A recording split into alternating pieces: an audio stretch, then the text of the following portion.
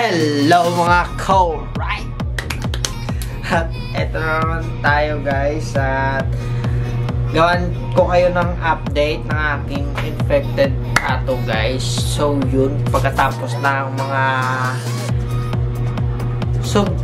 sobrang mga 1 week sobra guys, na luto na siya guys or na gumaling na siya. At ito yung infected tattoo guys. Ang pagtatato ko to sana ay blackout guys. So yun, naging black infected. Ito na guys. So yun, pakita ko sa yung video ito.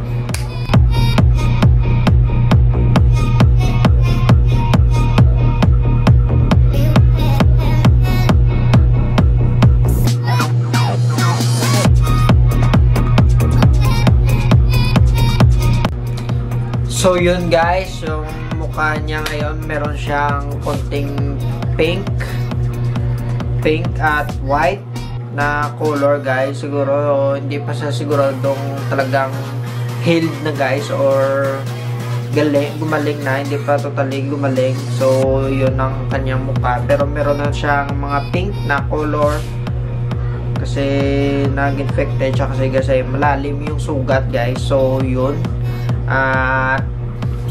ipakikita ko sa inyo yung pagsascabbing niya. Ito yung mukha niya guys, pakita ko.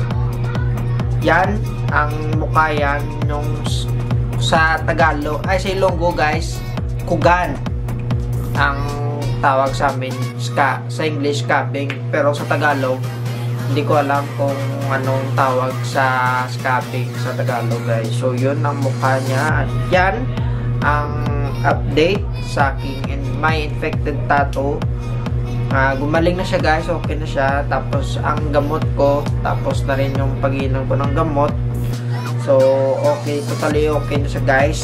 Kasi nung last di talaga ako makalakad ng maayos guys, parang nag-ika-ika ka kasi yung sugat guys malalim eh.